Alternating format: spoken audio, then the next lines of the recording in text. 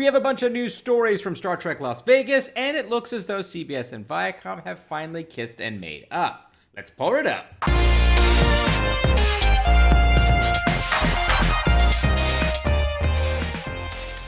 Okay, so I apologize for not having that many videos this week covering the different daily news bits from Star Trek Las Vegas, but I have been extremely busy, and hopefully we'll be able to get through a lot of the larger rock stories today, and then we'll do a full recap on Sunday after the entire event ends, because we still have technically 2 more days of Star Trek Las Vegas, so let's go ahead and jump right into it. The first big story I want to go ahead and talk about is a tie-in comic and book for the new Star Trek Picard show. Now, the first one is a new 3-issue deluxe comic book from IDW Publishing, which is called Star Trek Picard Dash Countdown, which I guess they're just trying to confuse everyone as to which countdown comic matters the most, but this one is supposedly going to be centered around a mission that goes and changes the life of Captain Jean-Luc Picard forever. I believe my current theory is that this does involve the large armada that was referenced in the Star Trek Picard teaser trailer that we saw a few months ago. So I think that's what this story is going to be kind of centered on, and may explain the fate of some of the characters from the TNG show, particularly potentially Gates McFadden's character of Beverly Crusher. Now, the other one is going to be a book titled The Last Best Hope, which will be released in February 2020, which is supposedly a direct tie-in to the new Picard show. So the comic thing is just kind of something that happened between the end of Nemesis and the show, whereas this book is right before the show starts, and this is February 2020 release. So that, in my mind, makes me believe that this book will be released shortly before the show airs, which would put the, I guess, air date of Picard somewhere in potentially February of next year. I know they've been saying early 2020. Early 2020 in my mind means January, but if they want this book to sell and actually get people interested in buying it as a prequel, they'll need to release it before the show comes out. So it looks like that's when the Picard show will be coming out, and I'm excited to see either one of these things. I don't know what the deal is with the Countdown comic or why they're using that name again, but I'm mostly interested to see both of these things. I'll probably be picking both of these things up. I know there was some controversy online of people saying, why are they bothering to do tie-in books? Why can't they just put all the story into the show? This is just like what they did with The Force Awakens, where they had all this extra stuff in all of these tie-in books leading up to the movies, and they didn't explain a lot of what was going on in the movie. And I understand that. That's a very fair criticism, but that's what Star Wars did. We don't know necessarily if that's what's happening with Picard. It could just be that they're trying to expand a little bit upon the story, but you don't necessarily really need it in order to know what's going on in the show. We have no idea yet of what's going on because the show isn't out yet, so let's just give him a break. The next news bit comes from Shazad Latif. You may know him as Lieutenant Ash Tyler from Star Trek Discovery, where he shares his insight as to what potentially is going on with the Section 31 show. And he says that from what he's been told from the head of CBS is that the show was about 2 years, maybe even a year and a half down the line, potentially after the end of Star Trek Discovery Season 3. Now, Michelle Yeoh has been confirmed to be in Star Trek Discovery Season 3, so that means she did go into the future with them and is going to be there for possibly the entirety of the 3rd season. So, and Ash Tyler obviously stayed back in time, so he's not with them. So how they're going to work that, what the script's going to look like, what the story is going to be like is unclear. But he says as of right now, as long as he and Michelle are available, they are still planning on filming this sometime and getting this sometime set up in the year 2021. Quick video game news. The first one is that we have a brand new VR experience game coming out for Star Trek Discovery. I don't know if that necessarily counts as a video game. It's kind of more of just like a fun thing. It looks like it's going to be at in select cities right now, and then it's going to kind of go nationwide for the general public to utilize. I don't know if it's going to be like a home version of it, like we got with Star Trek Bridge Crew, you know, where it's like a home thing, you could do your own VR thing, but this is supposedly using a lot of motion capture kind of technology where you're going to be able to move through it and do all this different stuff. So I would probably expect to see this at your local arcade or Dave & Buster's. Another video game news story that I want to go ahead and share is that the final installment of the Age of Discovery, I guess you could say, story arc for Star Trek Online is going to wrap up with guest appearances from voice actor Anthony Rapp, who plays Commander Paul Stamets, who's going to be helping you, the player, try to recover stolen mycelial technology in the year 2410, and then that's going to end the Discovery series arc. I think probably just in time for them to start working on whatever tie-ins they're going to do for Star Trek Picard. The Age of Discovery missions have been pretty good. They've been pretty solid in my personal opinion. I think they've expanded a little bit on what we got, obviously, from the show. We've gotten a lot of different voice actors from the show, including Jason Isaacs, who was there for the last installment of this particular series arc. So I think they're a lot of fun. If you haven't picked up Star Trek Online, it's free to play. You could get all the way, jump straight to the end if you want to. They have that kind of setup in the game if you want to get right into the Age of Discovery stuff. And they have some really cool Gem Hadar missions and stuff like that. But they're pretty good, and I'm curious to see how they wrap up the story.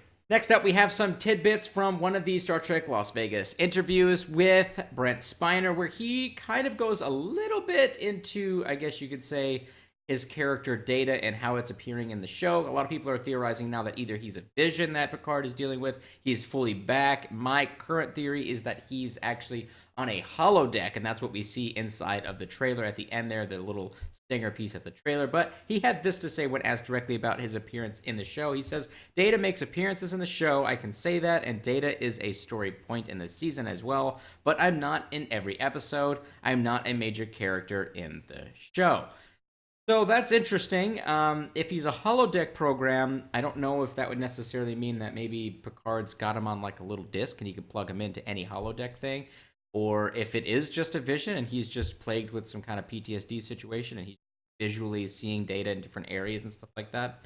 I don't know if they're going to try to play that up. I don't know if that's their intent there. I hope it's just a holodeck thing, and maybe, at different points in time, Picard is able to go back to the vineyard or to wherever he was accessing Data at, and maybe try to talk to him that way. We do know that the character, the Doctor character, whose name is escaping me right now, that's helping Picard rebuild Data. We saw her opening up that little cubby that has B4's body in there. She's with Picard on that ship with the the ruffian crew that he's using to go on this little adventure. She's with him, so it's possible that she has some kind of device that is allowing Picard to talk to Data.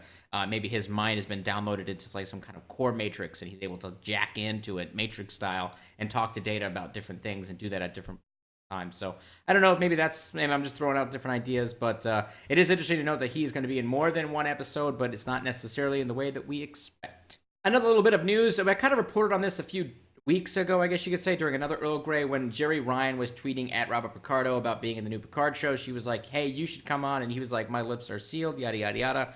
Ultimately, apparently that is exactly what was going on, as Robert Picardo has been approached by CBS to star, potentially co-star, or whatever it is, guest star, whatever, I don't want to say star, inside of season 2 of Star Trek Picard. So this is really great. That means CBS not only has confidence in the Star Trek Picard show that this first season is going to be really great, but they also believe that this thing is going to be extended out for a second season and have already started scouting talent to try to bring in for the new season. This is really exciting, and I'm glad to hear that he's coming back, because I think Robert Picardo is a great actor. But I'm also excited to hear that Star Trek Picard has such a high level of confidence within the CBS kind of creative community there. So I'm curious to see what other casting announcement we might get. We haven't gotten official words yet on LeVar Burton and Michael Dorn. They were asked about it at Star Trek Las Vegas, and they kind of just joked about it and kind of went around in circles, but they didn't say anything specific, so that could mean really anything at this point, because NDAs are a thing, and they could be in the first season for all we know.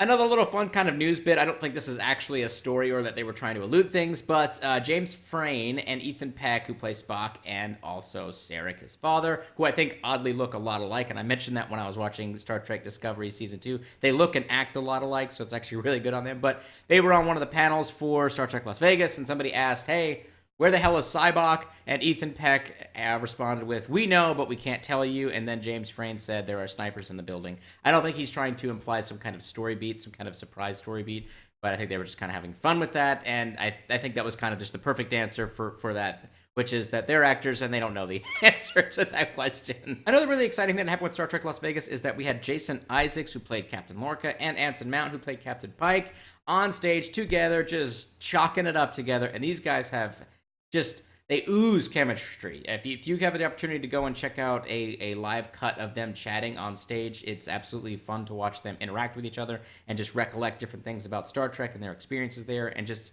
kind of going at each other and kind of having fun with each other. They have a lot of chemistry, and it was really fun to watch them. Unfortunately, we didn't get any exciting news about a Pike show. I'm still holding out hope, though. We still have 2 more days. I'm holding out just a little bit of hope. And the final story from Star Trek Las Vegas that we're going to be covering comes from Mike McMahon, the creator and showrunner for Star Trek Lower Decks. And he did quite a few different interviews while he was there. They did quite a bit of different, Q&A sessions there. And one of the big takeaways was that his intent was to try to basically create kind of like a little like a crescendo love letter to the end of the TNG era. So that's why he decided to stick his show right after Nemesis, where other things that are happening around, the Picard show and Discovery and all these other shows, he's kind of away from all those. He's just kind of his intent was to kind of slide into the end of the TNG era because that was his favorite era, and he is heavily focused on putting the show well within canon and keeping it that way. That's one of his favorite things that he loves about Star Trek. So everyone that's really upset about the canon situations for other shows in Star Trek, maybe be able to really enjoy Lower Decks. I know Lower Decks has gotten a lot of negativity on it because people aren't super excited about the concept of having a Rick and Morty-esque animated show or what the purpose of this is, but I think we really just need to take a beat there and just really enjoy to see what happens there. I'm going to be tuning in. I'm excited to see what this is really going to be about. Like, is this actually going to be really funny? Is it just going to be animated funny? Or what are we going to be dealing with here? I'm excited to see, but it's good to know that the Mike McMahon really does care a lot about Star Trek and a lot about canon. So I hope that translates onto screen and allows us all to really get invested in this kind of love letter to the TNG era. So the next story that we're going to talk about is totally separate from Star Trek Las Vegas, but this is something that will absolutely be impacting CBS and Star Trek as a whole, which is the now tentative working agreement on the management team for a post-CBS and Viacom re-merger. Now, some of you may have already caught how CBS and Viacom's merger may actually be affecting the Star Trek franchise video that I did a few weeks ago. If not, that's going to be linked up in the corner there and down below in the description for you to go check that out. I'm not going to really get into that right now, but the only thing really is that they have established a working agreement on what the new management team would look like, and this right now puts Bob Bakish, who is the chief executive officer for Viacom, over both companies and this new re-merged Viacom approach, who is, of course, just in the pocket of Sherry Redstone, who does and genuinely supposedly cares about Star Trek, and so I don't know if this necessarily will be a direct issue with the show, but this is great news overall for the franchise. As of right now, there is no formal agreement about a merger, but it is expected to see a actual announcement of a penning of licensings and putting things together somewhere towards the end of this month, so that gives us a few weeks to kind of speculate a little bit more about what's going on there, but that's what we have going on there. So this is really great news for the franchise. This was really great news for really everything, and again, if you haven't looked at the video where I put all my thoughts down on paper as to how this is going to affect Star Trek, go check that out there, and let's get that conversation started over on that video. All right, let's go ahead and jump right into the rumor rundown. So there are no rumors right now that we're really tracking. I guess the only thing is that the rumor, diagram of craziness is going to shift dramatically if this actual merger goes through by the end of the month, because a lot of the rumors are centered around this 25% license agreement, and that is going to be shaken out of the tree if the companies decide to come back together here shortly. So I'd be curious to see how this starts to fall out with all of the rumor channels and the different clickbait channels, to see what their response is on that when nothing changes and they have to try to come up with another reason for the changes, and we'll see how that all plays out. All right, let's go ahead and jump into the comment of the week. Okay, so this comment of the week comes from user JRoar123, and it says, just maybe Alex Kurtzman is a con artist and a thief who screwed the Star Trek Picard to hell and back. He should change his name to Audi Murphy, but that would be an insult to Audi. Okay, so listen, JRoar123. What I can't believe is that you've already watched the Star Trek Picard show and you have it, but you didn't tell anybody else. You're being stingy. That's not Trek's ideals, JRoar. Okay? 1, 2, 3. That is being very stingy, and you should be spreading that wealth around, because obviously you've watched the entire show, so you know he screwed it to hell and back, as you say, and that he's just a con artist and a thief. A con artist and a thief, JRoar. Well, I need you to be a thief and to steal your copy of Star Trek Picard for the rest of us. Be like Alex Kurtzman. That's what I always say. Anyways, guys and gals, that wraps up today's video. I hope that you all enjoyed it. I'm curious to hear what all of you think about this massive amount of Star Trek Las Vegas news that we've had. We've had so many different stories. I can't wait to hear what all of you guys and gals think about this. I'm particularly interested in what you guys think about the CBS Viacom merger over on that other video that I have, and I'm really excited to hear about what you think about these new tie-in novels / comics. Are you going to be picking them up? Are you excited about them? Do you think it's just a cash grab? Do you think it's dumb? I'm curious to hear what you guys and gals think about that. Throw that stuff down below. Let's get the conversation started. And I'll catch all of y'all next time. Live long and prosper, my Trekkies.